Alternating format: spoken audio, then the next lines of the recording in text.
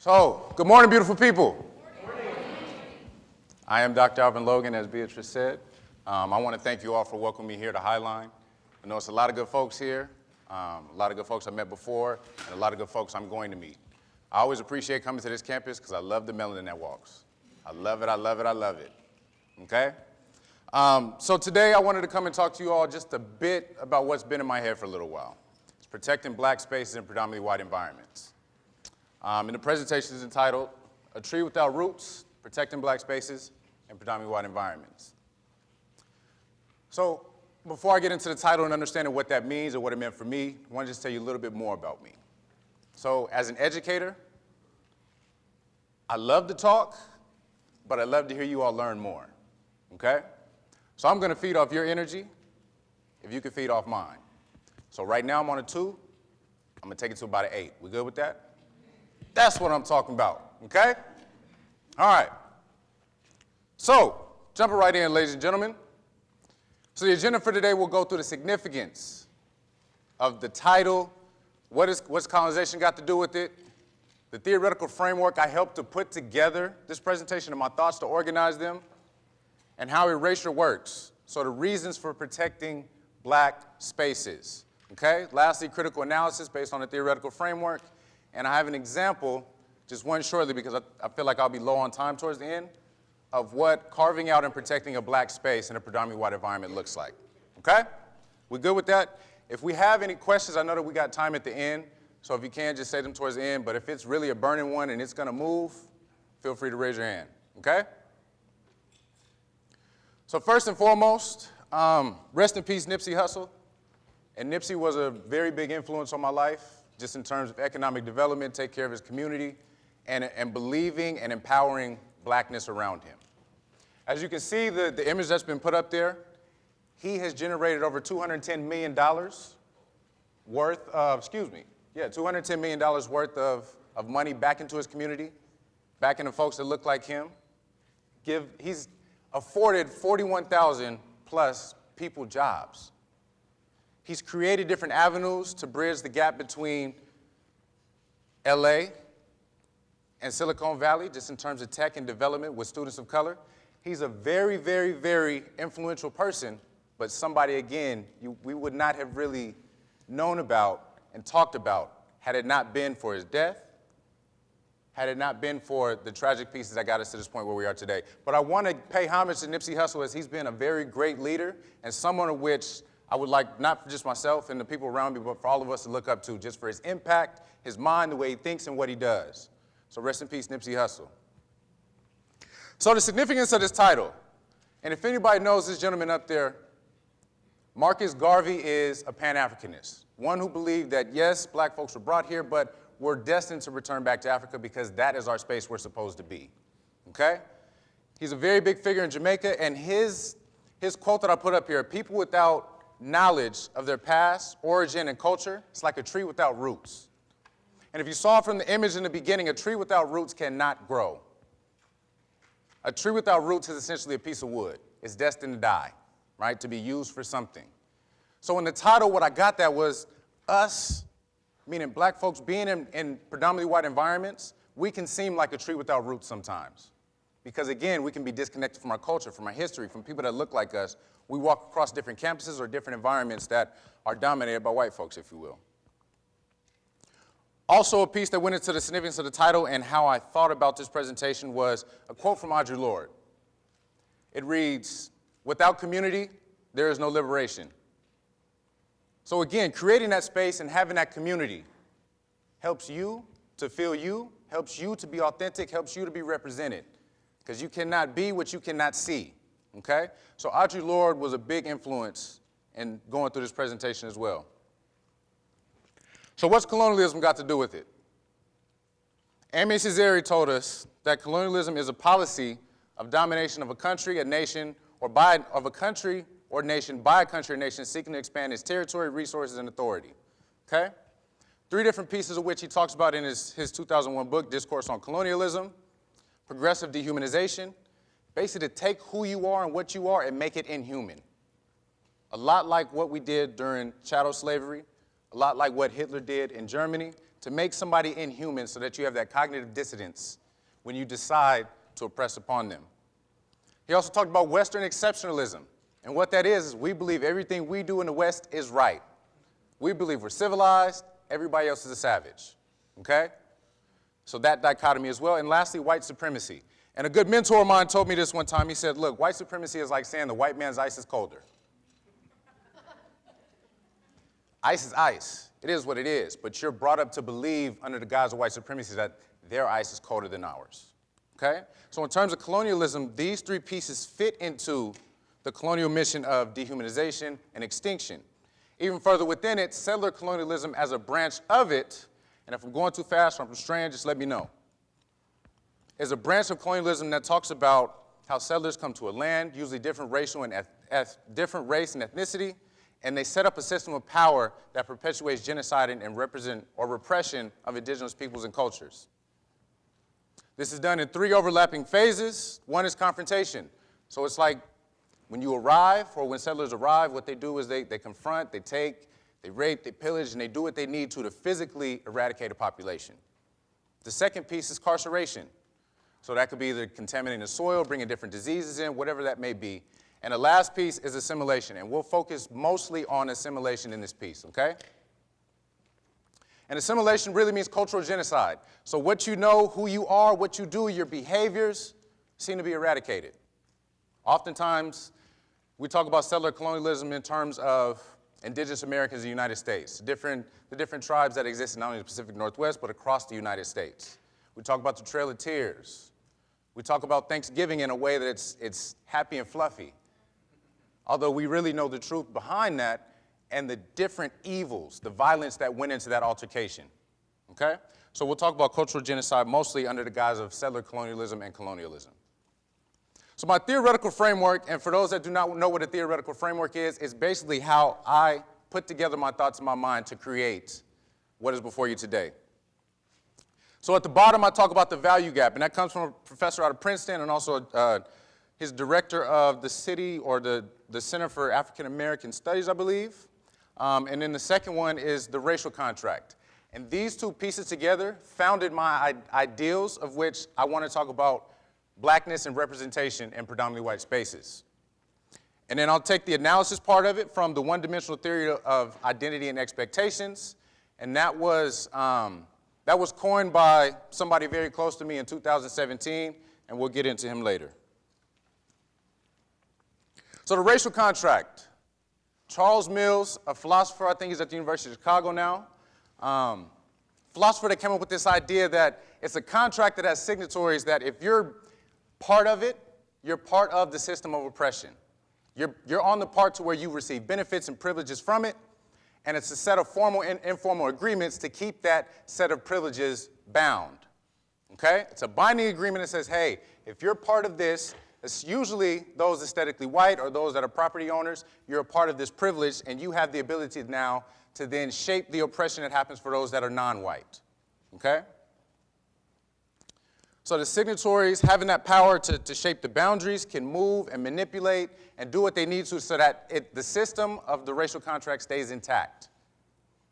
For example, those that are familiar with critical race theory, in critical race theory, there's a principle called interest convergence. And within the racial contract, interest convergence is very important because it talks about the idea of exploitation of the oppressor, exploitation of the oppressed on behalf of the oppressor because they receive the benefit. So for example, if I said, okay, to make $1, for you to make $1, I need to make 2. Right? You're making your $1, you're making your money, but I'm making more from it. So that in that exchange, the colonizer or the oppressor is always going to have the upper hand. Okay? Second piece, the value gap, by Eddie Claude, okay? And he talks about no matter what our stated principles or how much progress we make or we think we've made, white people are valued more than others in this country.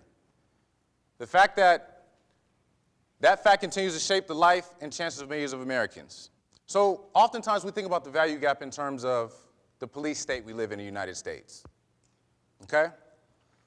Where you could have, for example, someone walk into a high school in Florida with a semi-automatic pistol or semi-automatic gun and murder a lot of students, right? And on the other hand, you have a case where the police will pull up and they see a 12-year-old, innocent 12-year-old playing with a toy gun and within a matter of seconds execute him. The value gap in that talks about when the shooter from Parkland was arrested, he may have been roughed up a little bit, but he escaped. He was alive, not escaped, he was alive, right? And his crime was even more heinous than a child just playing in a park as a 12-year-old and was executed, okay? So the value gap in between those to value the children that come from white society and those that do not seem to have a deficit in terms of the value. Lastly, the one-dimensional theory of identity and expectations. This is coined by yours truly in 2017 for my dissertation, and it talks about the plight and the experiences of black Americans through multiple systems of oppression.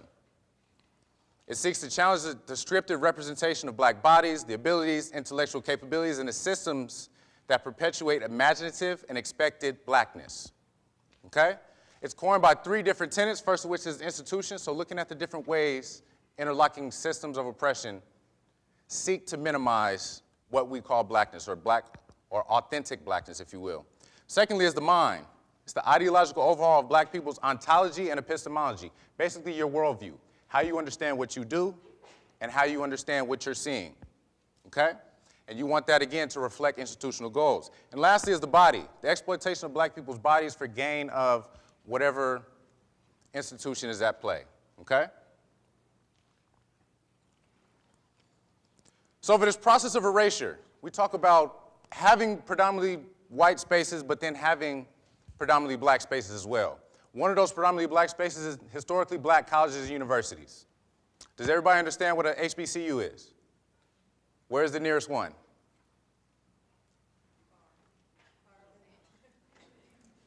Oh my gosh. Oh my gosh, where? You are absolutely right. Nearest one is in Texas, right?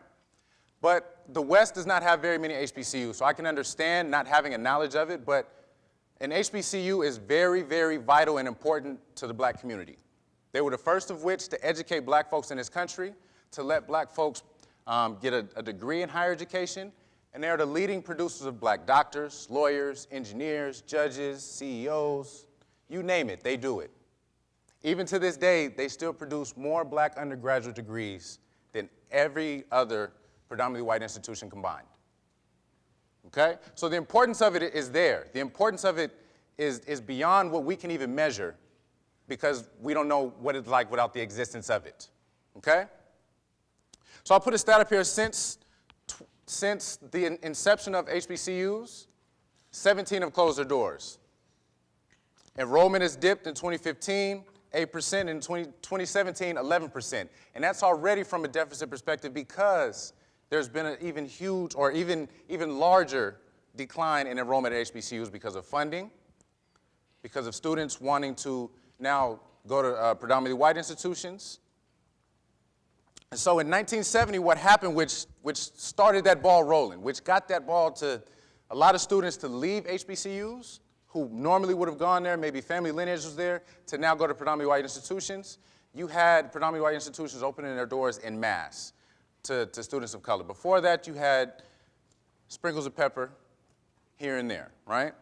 But in 1970, you saw en masse students start to show up, hundreds at a time, if you will, okay? And that also aligned with Title IX and a couple other pieces that helped usher in different change on college campuses, and it kind of was guised or shuffled in there as well. So two of the images on the bottom of which I talked about, Cottrell College and Lewis College, both closed. And that was recently, within the last 30 years.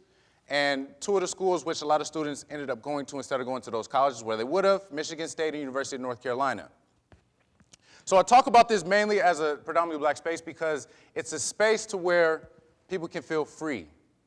People can feel emboldened, empowered. People can feel authentic. People can feel like they belong. And if we flip that on the other end in predominantly white spaces, what research tells us is that students are experiencing racism. Students are experiencing a lot of different psychosocial forces that are not producing academic achievement. And it has nothing to do with intelligence. right? If you've ever been to a party to where you felt like, hey, I'm not supposed to be in here,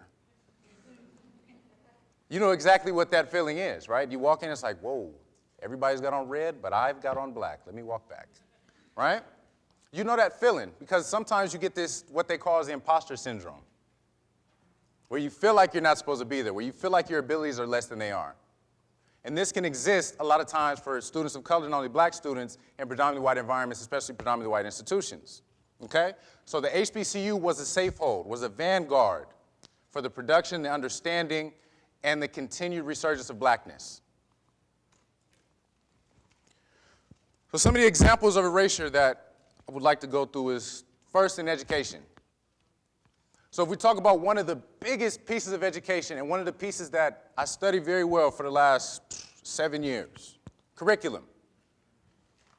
So schools' curriculum often omit or short-sightedly represent the achievements and plights of black people. And I say this not with the light tone. I say this as it's something serious. As you can see the two images that are represented up there, this is what they've done in Texas.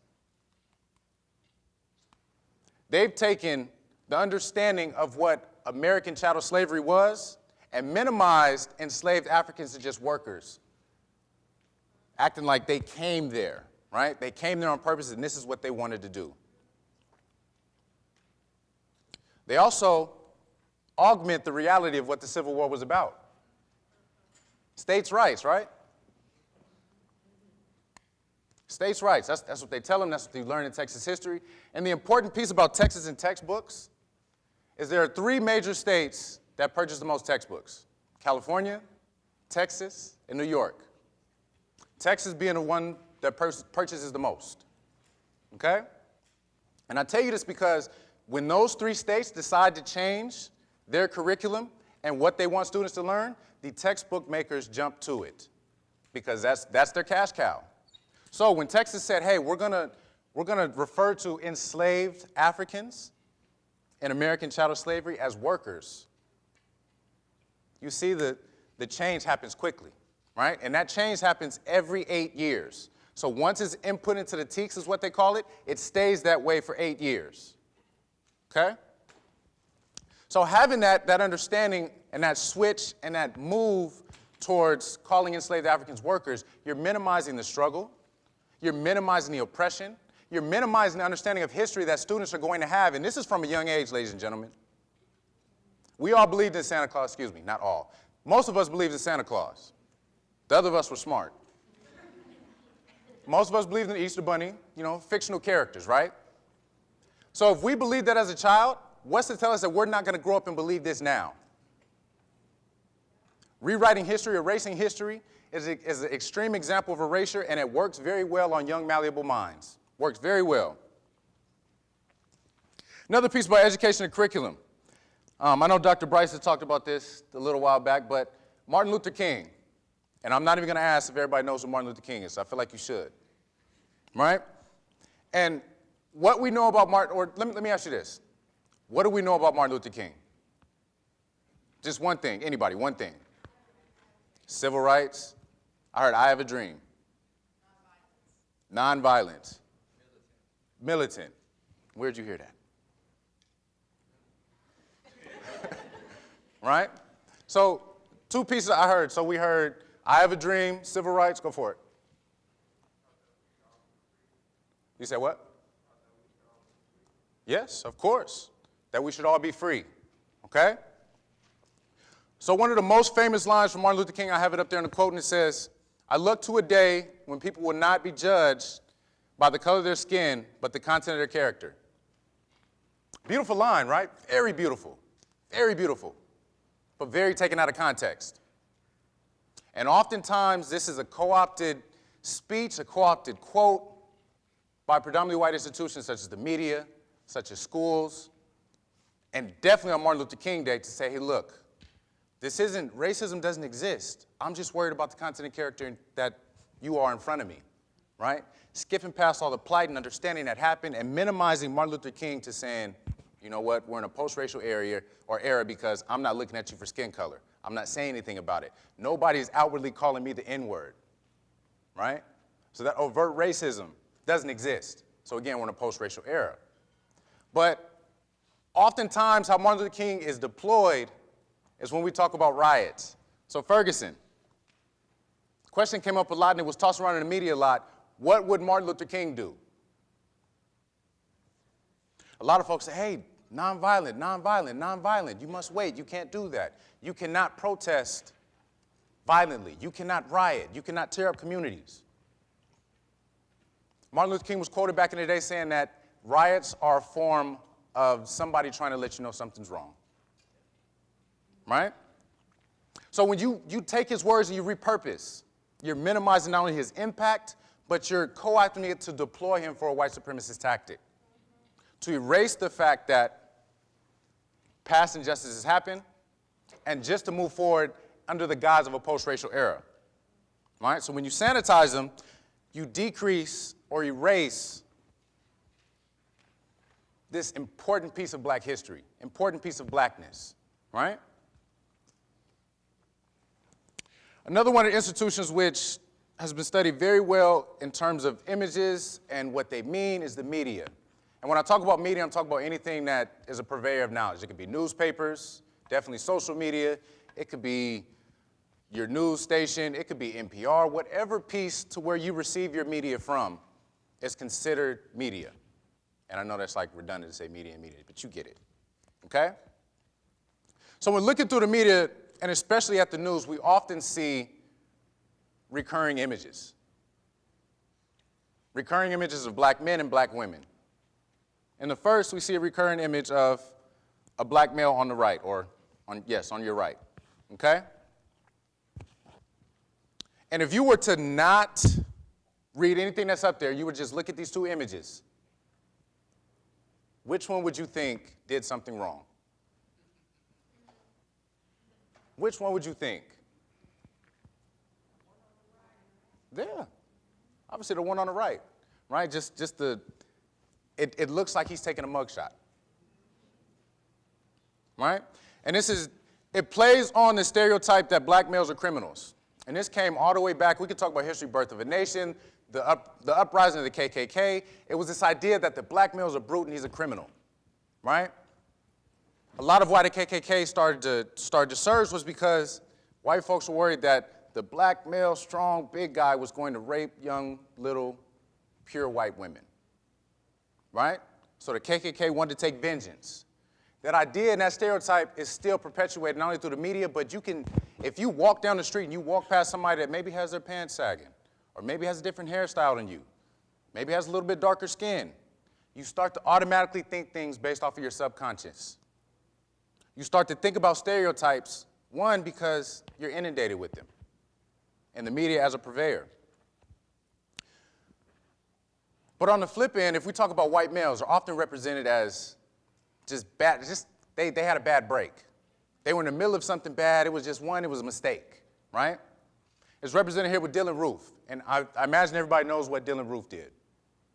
Walked into a black church in South Carolina and shot 9 people, point blank, right? Really heinous, really heinous. And NBC News wants to paint him as he was just a loner and calling internet evil, based off his family's word. Again, if you were just to read this and you were not to know anything about this, say you were in a different country, you lived in Papua New Guinea, right? And you said, I'm gonna just look this up, and man, it looks like white folks are just, they're one off. There's some bad seeds, but man, those black people, I don't wanna live around them. Because the recurring images is not only a criminal, brutes, athletes, entertainers, right? These images pop up over and over and over and over again until the fact where you recognize that truth is not about fact. Truth is about repetition. The more I tell you something is true, the more you start to believe.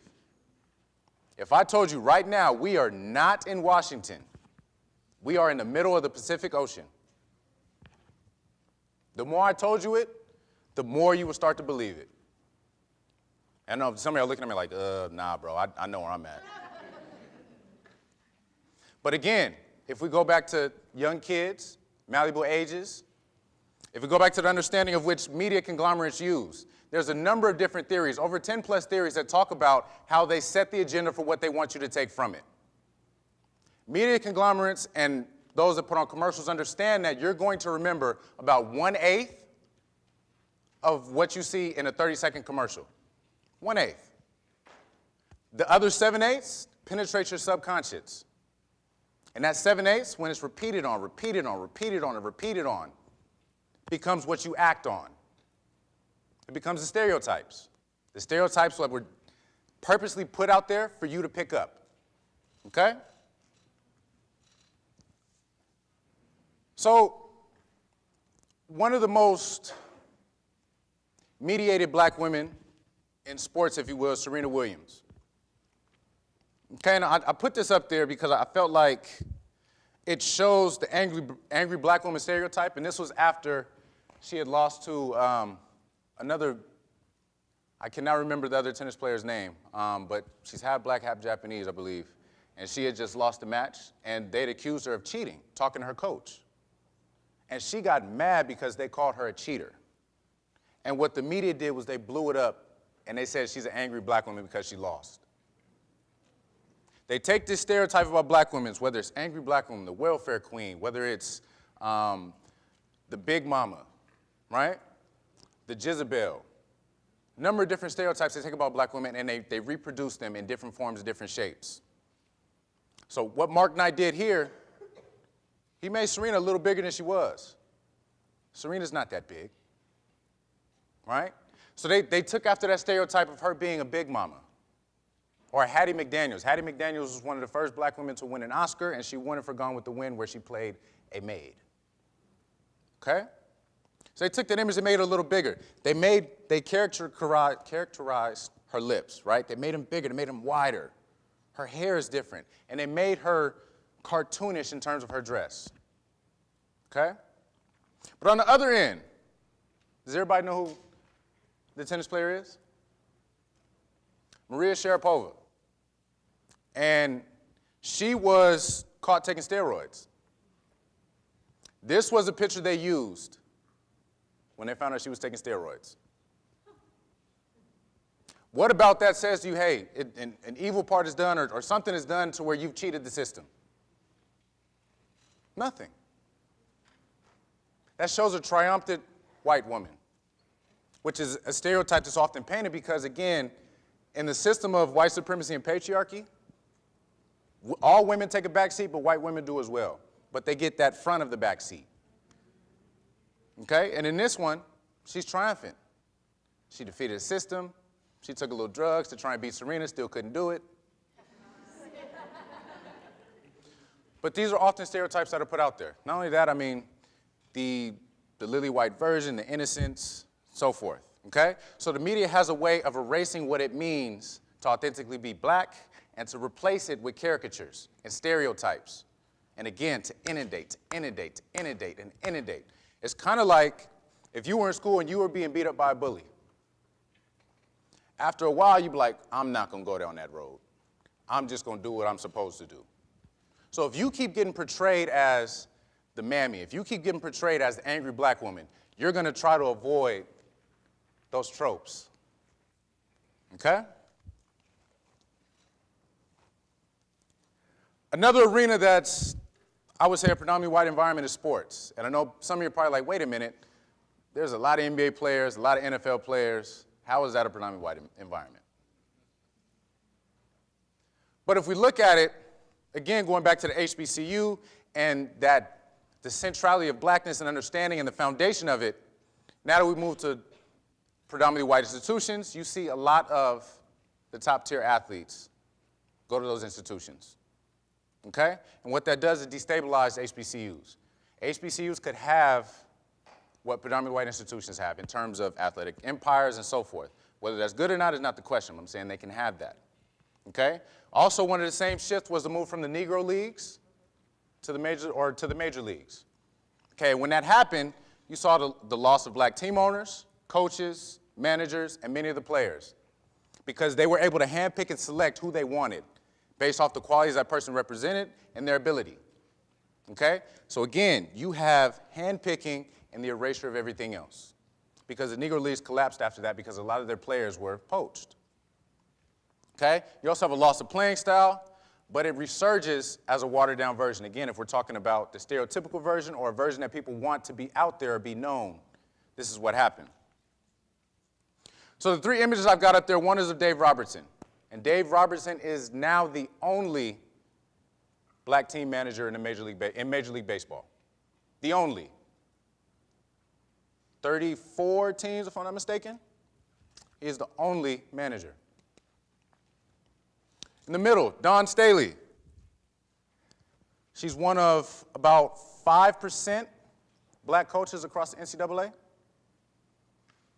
Across all sports, 5%.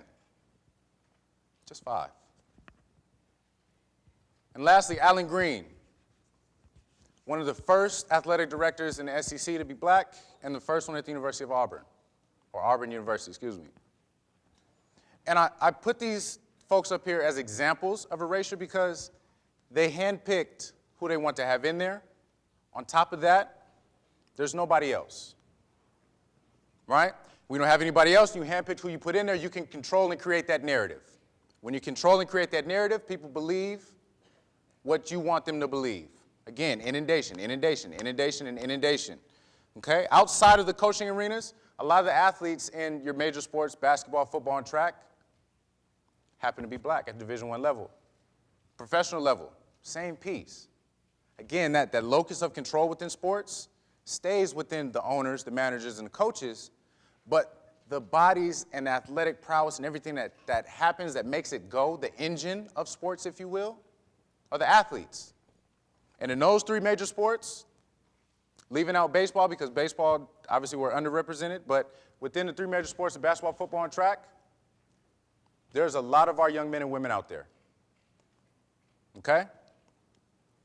So when you control the body and the production and the commodity that a black body is, but then you have those controlling mechanisms that output the stories that they want, the understandings that they want, now you have basically a puppet situation. Okay? So the analysis. When we talk about the mind's a terrible thing to waste. We've heard that before, right? But Dr. Carter G. Woodson, I believe, said it best when he said, when you control a man's mind and a woman's thinking, you do not have to worry about his actions or her actions. He will find his or her proper place and will stay in it. You don't need to send him to the back door. He will go without being told. In fact, there is no back door. He will protest until one is made for him, for his use. His education demands it. So I believe this is important because not only Carter G. Woodson, him being an important philosopher to the black community, but him being educated in both predominantly black environments and predominantly white environments. After he received his PhD, he wrote the book, The Miseducation of the Negro, because of his experience in predominantly white environments. Because he felt that he was being controlled and the folks like him that were getting graduate degrees were being told to perpetuate the curriculum that we saw earlier. We're being told to act a certain way, to dress a certain way, to look a certain way, to be presentable, right? Politics of respectability. So what he says is when you control the mind, you don't have to worry about the actions. And in a lot of cases, as we talked about earlier, controlling the mind, especially of young kids, kids of your age, it's not very hard. Everything we have today is right here. And sometimes I feel like when you write an email, you feel like it's supposed to go straight to somebody's brain. But having that device and having it so close and having it with our access at all times, we can often be inundated with it, especially social media. But the beauty of that is there are spaces which represent, there are spaces which we can go to. Those of you that are on Twitter, who engages with Black Twitter? I hear a couple laughs. I mean, some of y'all do. If you don't, I encourage you to get on there. Okay? It's a place in which you can be authentically you, and you can talk about stuff that is happening to you, your experience, and not be invalidated. Okay? So in the mind, the ways of creating these spaces is to really jump in and to have it there. And we talk about mind only being liberated through community. Back to the Audre Lorde quote, right? If you have community, you can liberate your mind. Black Twitter does support that. Talk about woke Twitter. We talk about black scholarly organizations, right?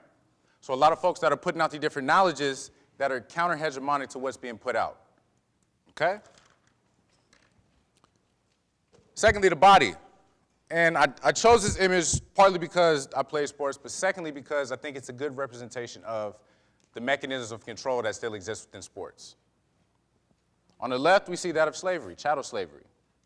And on the right, we see that of the NFL Combine. I mean, old be it, but it's an NFL Combine, right? So when I talked about the commodity that the black body is in sports, especially black males, and a lot of times black women, you find that it mirrors the institution of chattel slavery.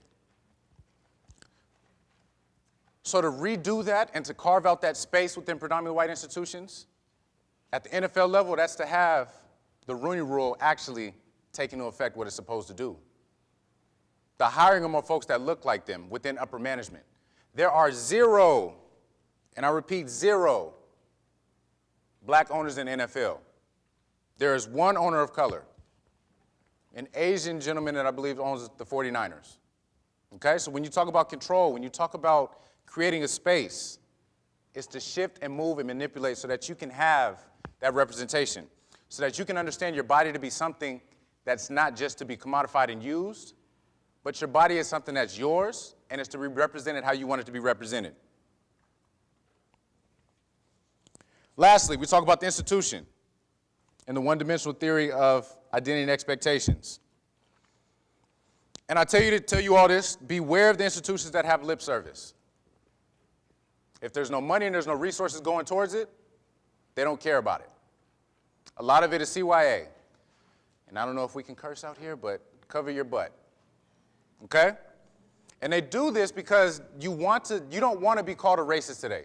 Being called a racist a lot of times, or having a school or institution that's racist a lot of times is like a bad mark on you. You'll come back probably about another 2-3 years, but it's a bad mark on you. It's almost like as if you were calling somebody the N-word back in the day. Now, am I equating the effect to it? No, but I'm equating how people decide to treat it today. Okay, so being called a racist is something that people don't want to be, so they have bought into this idea of diversity. They have bought fully into this idea because it's like, okay, if we say this, if we do this, and we don't put money and resources to it, we covered our butt. Hey, we have this program over here. Hey, we're doing this. Hey, we brought in a professor that's 1/64th Iroquois. We've done what we need to. Right? So I also talk about the institution in terms of intersectionality. So the different intersectional pieces within sexuality, sexual orientation, we talk about gender, we talk about race, we can talk about class within the black experience. And it's hardly represented within institutional analysis of predominantly white institutions. It's hard to break into those just as being one of those single axis pieces of identity. So if you're just a black person, it's hard to exist within an institution. If you're just a queer person, it's hard to exist within this institution. So when you put those together in the black experience, understand that the institution does not want you to be who you are. Your presence is a gift. Your presence is talking to somebody else about it. So carving that space to be you, having presentations, putting on different pieces, tabling, doing what you need to do so that the campus recognizes you are there and they're not treating you like Ralph Ellison said, the invisible man. It's how you have to do it to be comfortable, to be present, and to make sure that the space that's carved out in the predominantly white institutions can mirror what happens at HBCUs, can mirror what happens in those predominantly black environments. Okay? The institution of white supremacy seeks to critically flatten blackness. That is to make it, again, those stereotypes, the understanding of caricatures, the understanding that's put out there to keep black folks oppressed. Because when you have that cognitive dissonance and that dehumanization of a black person, it's easier to say, you know what? They deserve whatever they got. They don't need to be here, and so forth.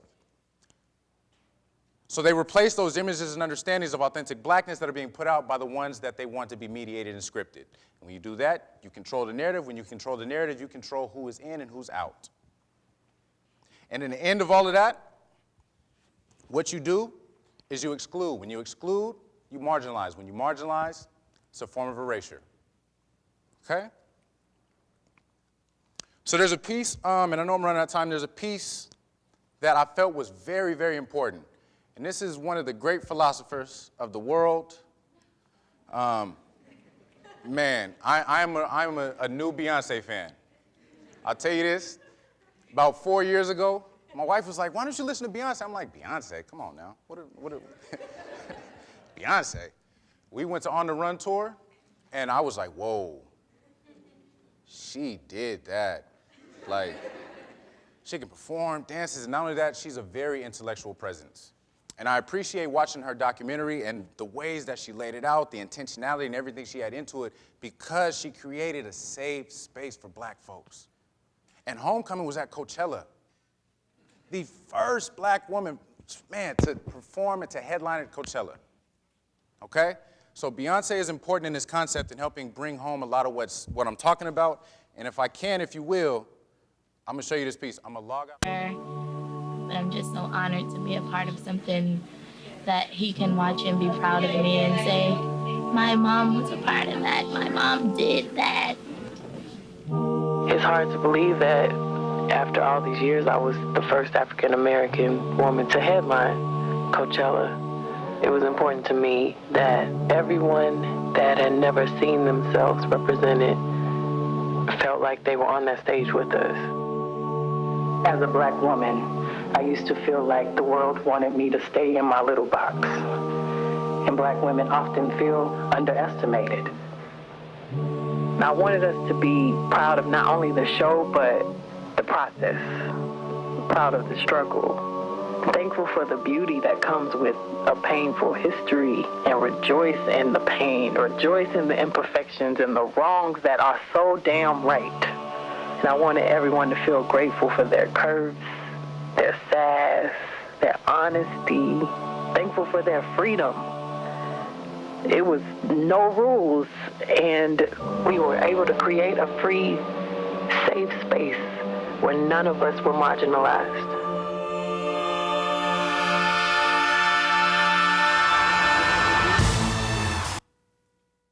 So if what Beyonce was talking about, that free, safe space, it's exactly the space that HBCUs are, will continue to be, but that is the space now that we must carve out in predominantly white environments to feel comfortable. If we want this idea of social justice, if everybody wants this idea of social justice, we have to make people feel comfortable in their own skin, who they are, and their expression of who they want to be.